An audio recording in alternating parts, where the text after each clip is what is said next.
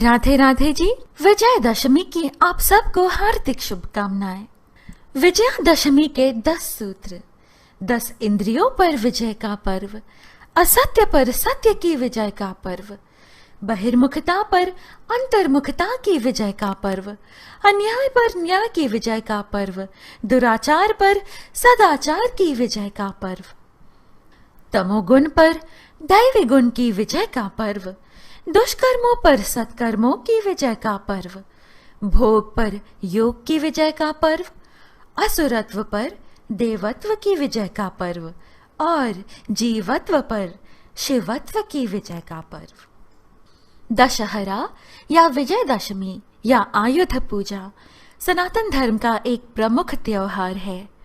आश्विन माह की शुक्ल पक्ष की दशमी को दशहरा के रूप में मनाया जाता है। इस दिन बुराई पर अच्छाई की जीत मानी गई है, क्योंकि भगवान श्री राम जी ने लंकेश्वर रावण का वध किया था तथा देवी दुर्गा ने नवरात्रि एवं 10 दिन के युद्ध के उपरांत महिषासुर पर विजय प्राप्त किया था। इसे असत्य पर सत्य की विजय के रूप में मनाया जाता है। इसलिए इस दशमी को विजयादशमी के नाम से जाना जाता है।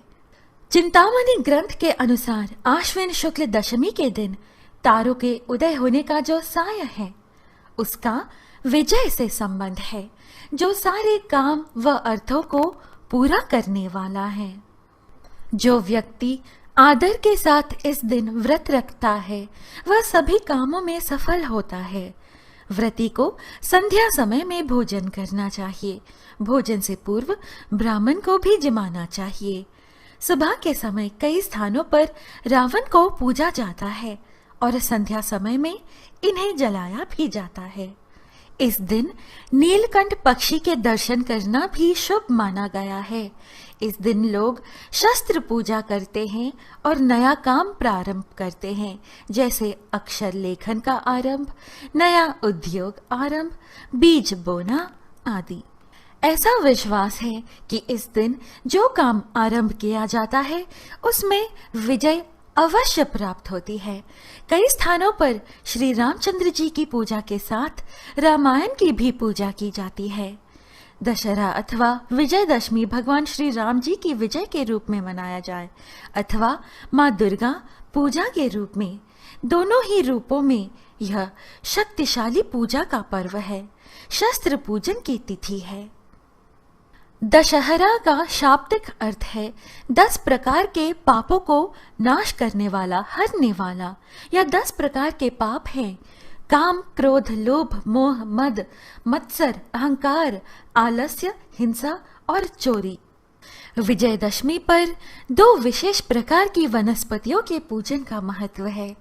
एक है शमी वृक्ष, जिसका पूजन लंकेश्वर रावण दहन के बाद करके इसकी पत्तियों को स्वर्ण पत्तियों के रूप में एक दूसरे को सम्मान प्रदान किया जाता है। इस परंपरा में विजय उल्लास पर्व की कामना के साथ समृद्धि की कामना करते हैं। दूसरा है अपराजिता या विष्णुक्रांता। यह पौधा अपने नाम के अनुरूप ही है। यह विष्णु को प्रिय है और प्रत्येक परिस्थिति में सहायक बनकर विजय प्रदान करने वाला है। नीले रंग के पुष्प का यह पौधा भारत में सुलभता से उपलब्ध है। घरों में समृद्धि के लिए तुलसी की भांति इसकी नियमित सेवा की जाती है। भक्तों, ये है विजयदशमी की महात्म कथा। आइए अब दशहरे की कहानी सुने। दशहरे की कहानी। एक बार माँ पार्वती जी भगवान शिव जी से दशहरे के प्रचलन के बारे में बताने को कहती हैं। इस पर भगवान शिव जी कहते हैं कि आश्विन माह की शुक्ल दशमी को नक्षत्रों के उदय होने से विजय नाम का काल बनता है और वह सब कामनाओं को पूरा करने वाला होता है। यदि कोई शत्रु पर विजय पाना चाहता है तब इसी समय उसे प्रस्थान करना चाहिए।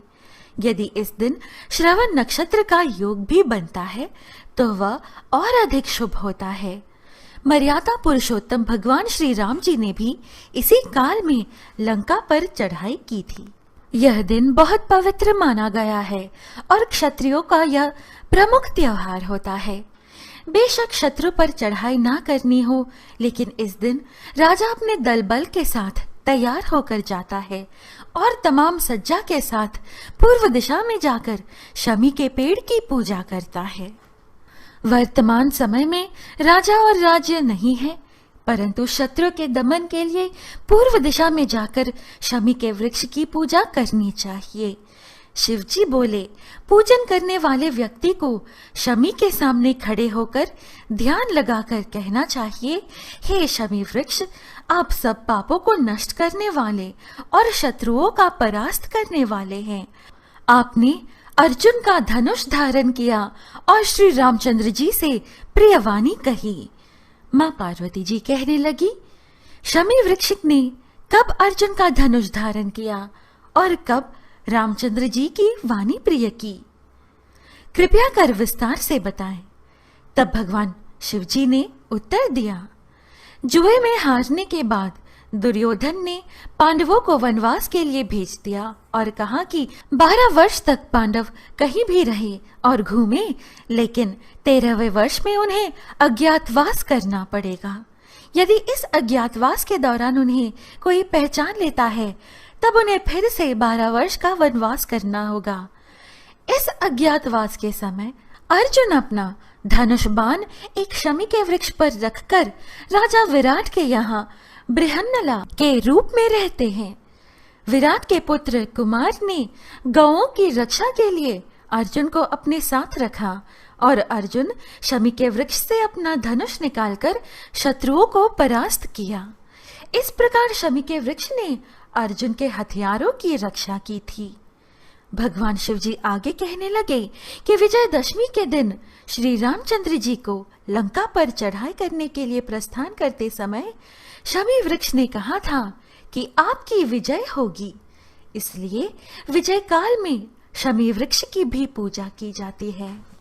एक बार राजा युधिष्ठिर के पूछने पर भगवान श्री कृष्ण ने उन्हें बताया था कि हे राजन, विजयदशमी के दिन राजा को स्वयं अलंकृत होकर अपने दासों और हाथी घोड़ों का श्रृंगार करना चाहिए। उसके बाद गाजे बाजे के साथ मंगलाचार करना चाहिए।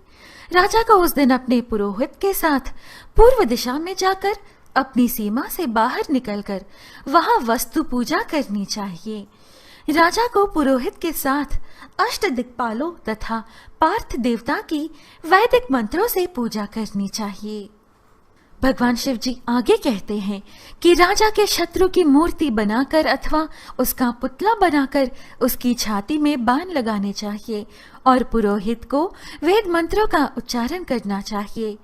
ब्राह्मणों की पूजा करके हाथी, घोड़े, अस्त्र शस्त्र आदि का निरीक्षण करना चाहिए। सारी क्रियाएं करने के उपरांत ही वापस अपने महल आना चाहिए। जो राजा विधि पूर्वक शमी की पूजा करता है और विजय काल में सीमा पर जाकर पूजा करता है, वह सदा अपने शत्रु की सीमा पर विजय पाता है। भक्तों, यह है दशहरा की कहानी। आशा है आपको हमारी यह प्रस्तुति अच्छी लगी। इस प्रकार के और कथाएं और आध्यात्मिक वीडियोस पाने के लिए कृपया हमारे YouTube चैनल पवित्र वचन को सब्सक्राइब कर हमसे बने रहिएगा। अब मुझे अनुमति दीजिए, जल्द मिलेंगे अगली वीडियो में। जय श्री कृष्ण, राधे राधे, जय माता दी, जय श्री राम।